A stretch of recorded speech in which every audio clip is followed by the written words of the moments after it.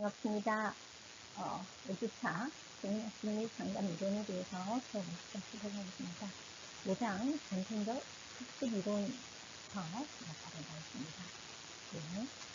생리학습을 이해하기 위해서 학습이란 개념 자체의 학습 현상을 설명하는 여러 학습 이론을 검토하고 이러한 이론들이 생리학습이라는 학문 분야에 어떤 관련성이 있는지를 살펴보고 진행하도록 하겠습니다.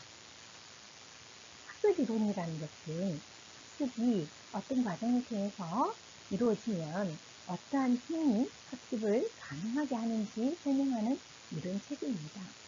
즉 다시 말해 행동의 변화를 가져온 학습의 과정에서 학습이 일어나는 행동 기제 또는 심리적 기제가 무엇인지를 설명하고 해석하는 이론적 체계를 말합니다. 이번 5장에서는 생리학습 현상을 설명하는 주요 이론을 학습하기 이전에 학습에 대한 전통적인 이론의 5가지 경향에 대해서 발전된 시간 순서대로 살펴보고 생리학습에 어떻게 적용할 수 있는지를 학습하는 것을 목표로 하겠습니다.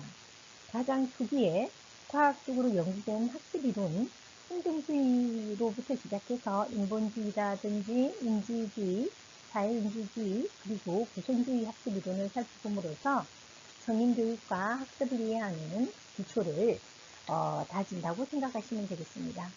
평생 교육사로서 자신은 어떠한 이론이 그 이론적인 정향을 선호하는지 그리고 그것에 대해서 성찰하는 시간을 갖도록 하겠습니다.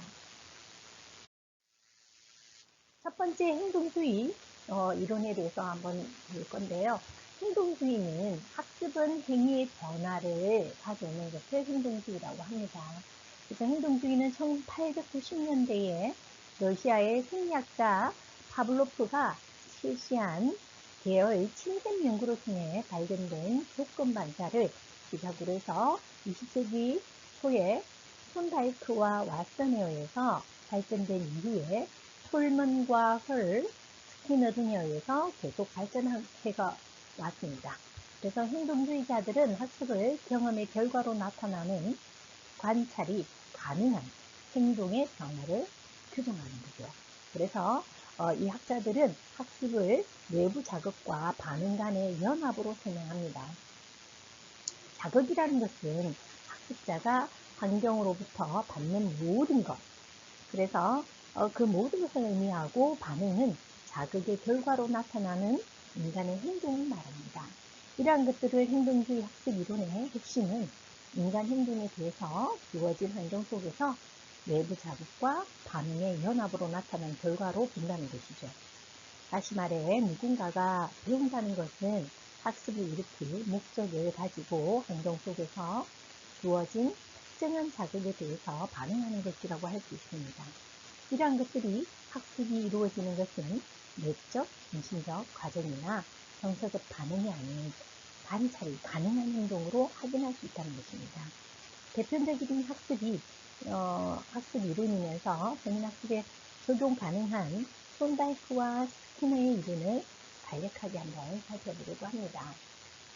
촌다이크의 시행 사고술과 생리학습을 한번 살펴볼 건데요. 촌다이크는 시행 과정을 통해서 학습이 이루어지는 시행착오들을 제안했고요. 비둘기나 쥐, 고양이 등과 같은 동물 실험을 통해서 자극과 반응 사이에 결합이 반복되는 시행과 착오의 결과로 가지고 강해질 수도 있고 약해질 수 있다는 사실을 발견합니다. 예를 들면 굶주린 고양이가 상자 밖에 있는 음식을 먹기 위해서 상자의 문을 여는 행동을 반복적으로 시도하는 과정에서 음식을 먹는데 우연히 성공하게 됩니다. 그러니까 이러한 과정을 반복해서 상자 문을 여는 그 시간이 짧아지는 거죠. 그래서 그 문을 여는 짧은 시간 안에 성공하게 되는 것을 관찰했죠. 그래서 시행착오와 우연적인 성공에 의해서 특정한 행동을 학습하게 된다는 것을 발견하게 됩니다. 이런 실험을 통해서 3가지 효과의 법칙, 예를 들면 효과의 법칙, 연습의 법, 법칙, 준비의 법칙을 제시합니다.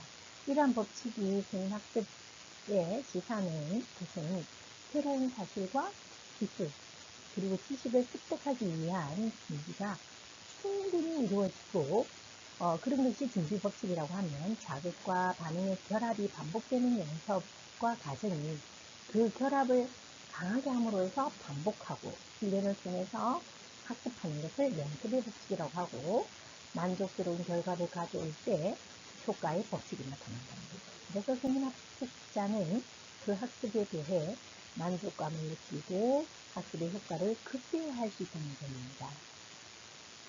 특히 연령대의 사람들이 기억력과 학습 과제에 대한 다양한 연구 결과를 제시하죠. 그래서 20에서 45세의 성인들은 20세기경에 학습했던 것과 그 유사한 속도와 방식으로 학습할 수 있고, 70대 성인도 젊은 성인만큼 학습 능력이 있다는 것을 입증하기도 하죠. 이런 것들이 우리가 이제 행동주의가 시사하는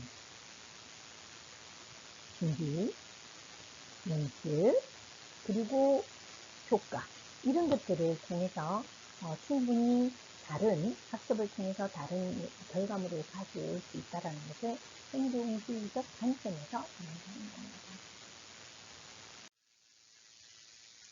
스키너의 조작적 조건화와 정의학습에 대해서 한번 살펴볼 텐데요. 조작적 조건 형성을 통한 학습은 특정 반응이 환경에 영향을 미치기 때문에 이루어집니다.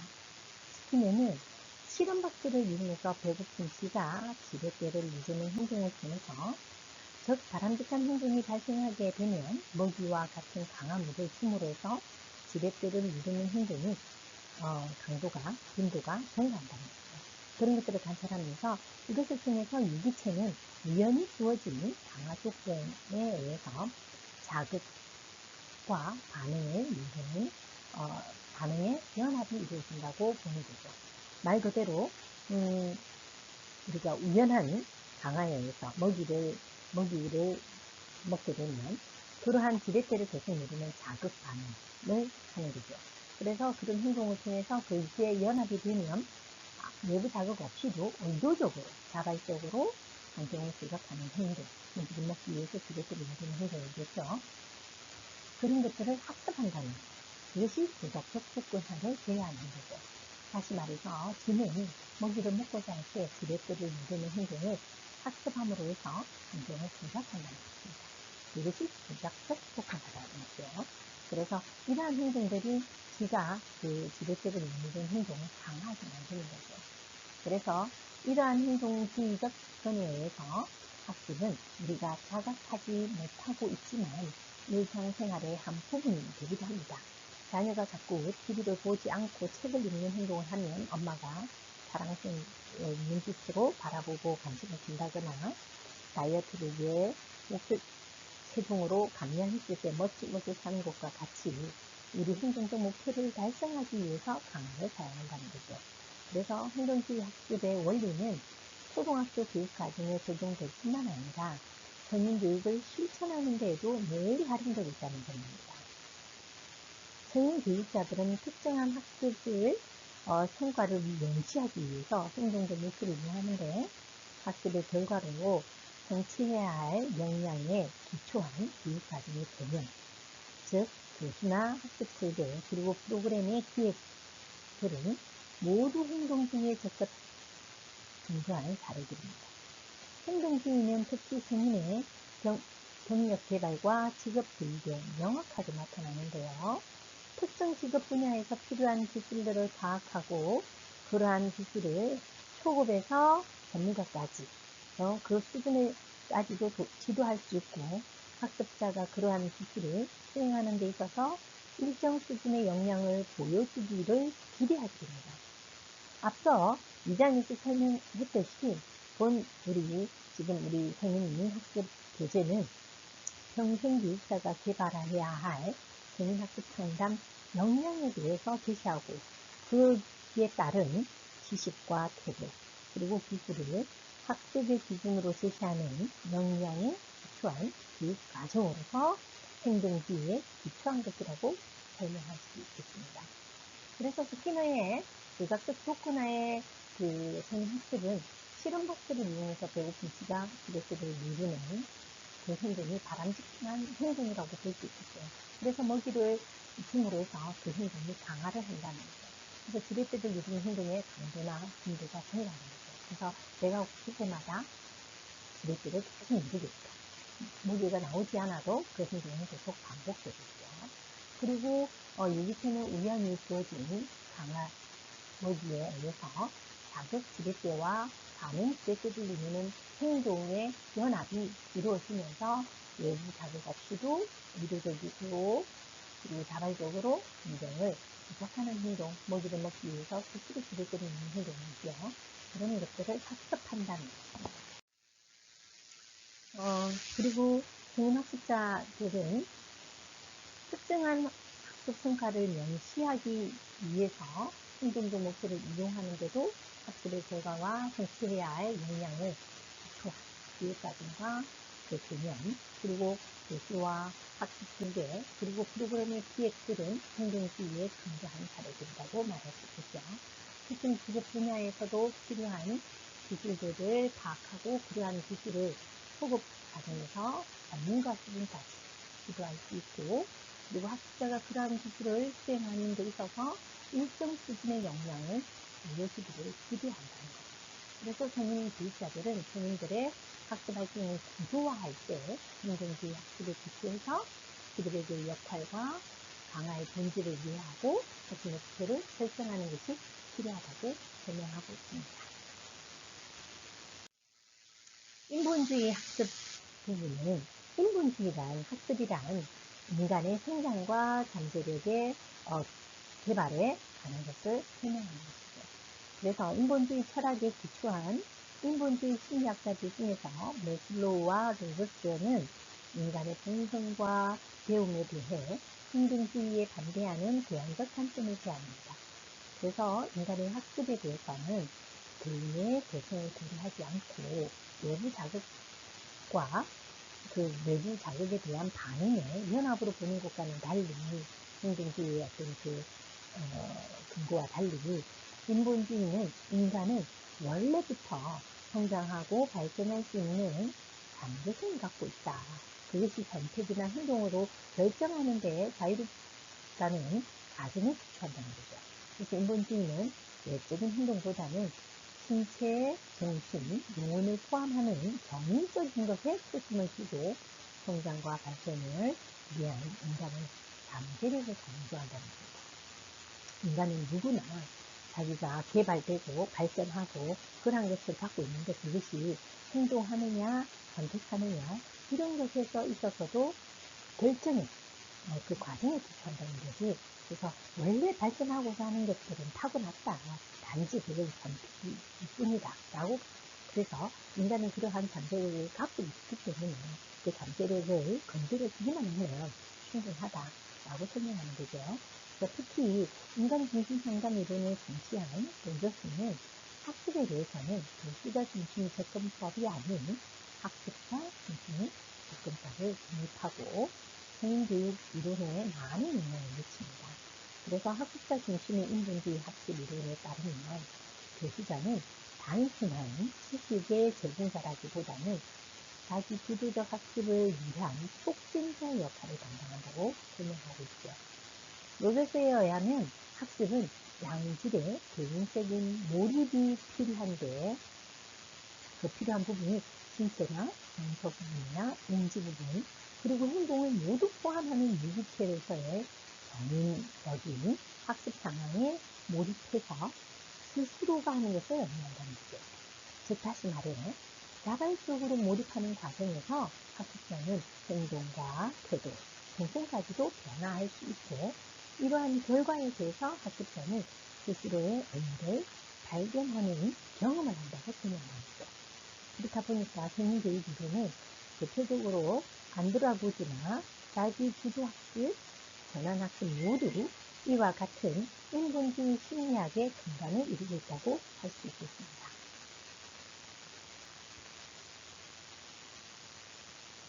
그리고 다음 6장을 살펴볼 불겠지만 안드라고지에 대한 과정들을 살펴보면 성인학습자들은 동질적이고 자기 주도적이면서 내적으로 동기부여가 되는 성향이 원래부터 있고 자신들의 경험을 배움에 대한 자원으로 활용할 수 있다고 봅니다. 이것은 스스로 성장하고 발전하고 그리고 학습하고 그리고 자신의 학습에 대한 의사결정을 하는 데 있어서 전적 학습을 강조하는 인본주의의 학습 이론의 기초함을 알 수 있습니다.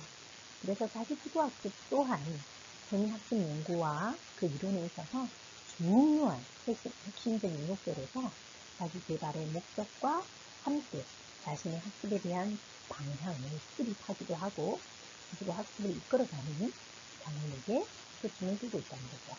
특히 자기주도 학습에서 교육자의 역할은 교육 내용에 대한 전문가라기보다는 안내자나 촉진자로서의 인본주의 학습 이론에 뿌리를 두고 있음을 알 수 있습니다. 끝으로 인본주의와 맥을 같이 하는 전환학습 이론은 전환학습을 통해서 인간이 성장하고 달라진다고 보는 거죠. 이에 대해서는 6장에서 좀 더 자세하게 제가 설명을 드리도록 하겠습니다. 그리고 인지주의 이론에 대해서는 학습은 내면적이고 정신적인 과정이다 라고 설명하고 있죠. 인본주의의 심리학자들과 마찬가지로 인지주의 학습 이론가들도 행동주의자들의 학습 이론에 이의를 제기합니다. 그것은 인지적 학습은 인간의 내적 과정을 청년에 있어서 학습의 의미와 과정을 분석하고 구매해야 한다고 보는 관점을 취하고 있죠. 인지주의 학습 이론은 학습의 중심이 환경과 정의 내에서 학습자의 정신적인 과정으로 이동하는 것입니다. 인지주의자들은 어떤 문제에 대해서 해결책이 명확해지는 통찰력이라든지 정보 처리 능력이라든지 문제 해결 능력이라든지 기억이나 뇌에 초점을 맞추는 겁니다. 그래서 인지학습 이론은 다루는 범위는 사실상 광범위하지만 인지발달, 정보처리와 기억이라든지 교수학습 체계의 이론의 세 가지는 성인 교육자들에게 유용한 정보를 제공하고 있고 인지발달에 관해서는 앞서 4장에서 성인학습자의 인지발달에서 간략하게 살펴보았죠.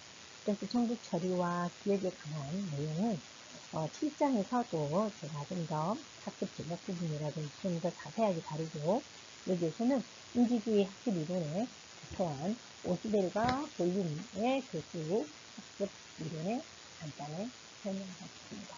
첫 번째 오스벨의 유의미의 학습에 보면 오스벨은 인간의 인지 구조 속에서 이미 존재하는 개념과 연결되는 학습을 강조하는 유의미 학습 이론을 제안합니다.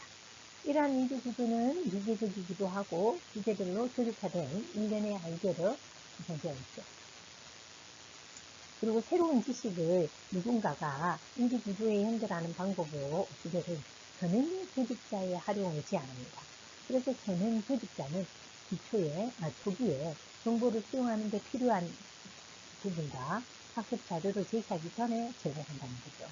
이러한 전행 조직자는 학습자가 이미 알고 있는 것과 그가 눈앞에 놓인 과제를 의미하고 있는 학습하기 전에 알아야 한다는 것인데 그 사이의 간격을 좁히는 역할을 합니다. 예를 들면 성인학습자들에 대한 이해, 그 부분에 제시된 이현수의 사례, 4장에서 본 거, 성인학습자의 발달적 특성에 관한 새로운 지식을 우리 여러분들에게 인지구조를 연결하기 위한 방법으로 각자가 가지고 있는 성인 조직자를 활용하고 그 유의미한 학습을 끌어내기 위한 설계에 대한 거죠. 그래서 우리가 성인학습 이론을 있는 공부하는 우리 학생들 중에 자녀가 있는 엄마로서 성인학습을 하고 있다면 성인의 발달적 특성에 관한 새로운 지식을 습득하는 데 있어서 더 많은 성인 조직자가 있기 때문에 새로운 지식을 자신의 인지적 구조로 연결하는 것이 훨씬 더 쉽다는 거죠.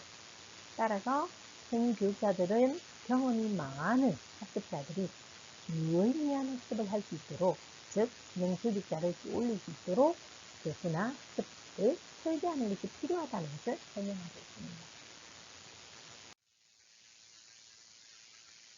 볼륨의 텍사노미에 대해서 한번 살펴보도록 하겠습니다. 1956년 시카고 대학교의 교육심리학자인 볼륨은 교육 목표는 분리 체계를 개발하는 것들이었고, 이는 학습 과정을 체계화하도록 이해하는 데 유효한 도구가 되었다고 합니다.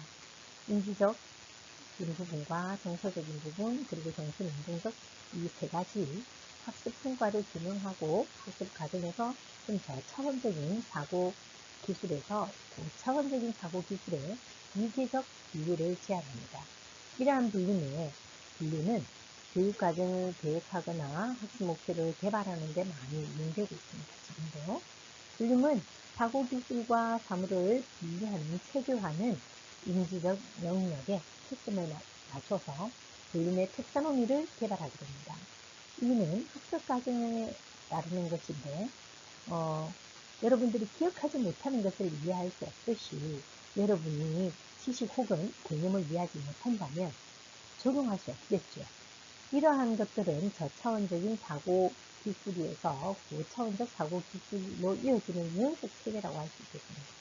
볼륨은 이 각 사고력에 대한 범주를 명사로 설명하기도 하고, 저차원적인 에서 고차원으로 진행하는 위계적 분석, 즉 다시 말해 지식이나 이해, 응용, 분석, 종합 평가로 배열을 합니다.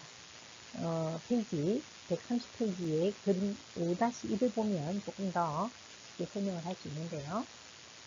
볼륨의 6가지 분류에서 가장 아래 단계의 분류 대상은 지식으로는 있는 특별한 사실이나 개념 어떤 부분을 설명하고 있는 건데,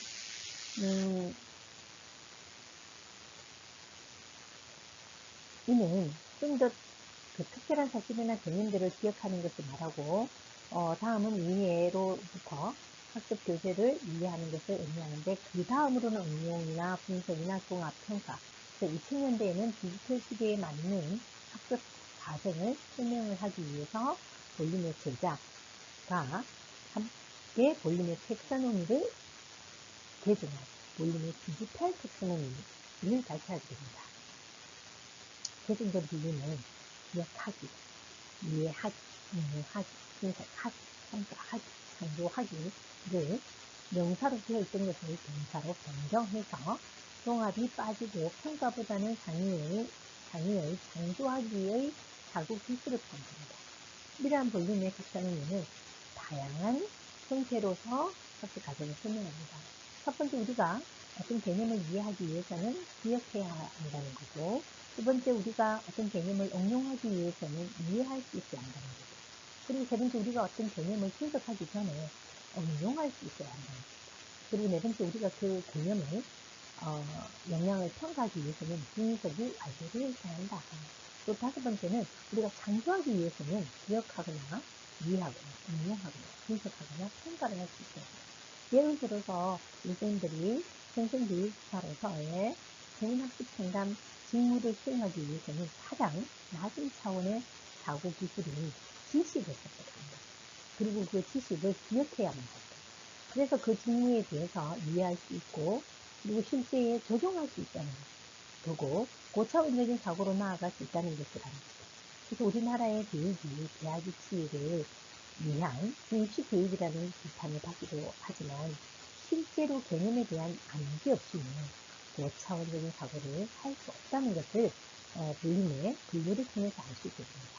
물론 저차원적인 사고 기술의 훈련에 머물러 있다는 것은, 그리고 그 머물러서 개념을 얼마나 기억하고 있는가에만 초점을 두는 학습 평가에 대해서는 평가하는 변화가 필요할 수 있겠지만, 우리가 실제로 삶에서 변화를 가져오게 하기 위한 학습의 성과를 이끌어내기 위해서는 아는 것이 일단 많아야 한다는 것을 잊지 말아야 하겠죠. 그리고 볼륨의 비유는 성인과 관련된 교수 학습을 설계할 때 특히나 경력 개발과 지급 능력 개발을 하는 과정이라고 보면 되겠습니다. 적어도 응용하기에 이상의 고차원적인 기술을 훈련하는 할 수 있는 학습 내용을 구성하는 것이 필요하다고 시사하고 있는 거죠.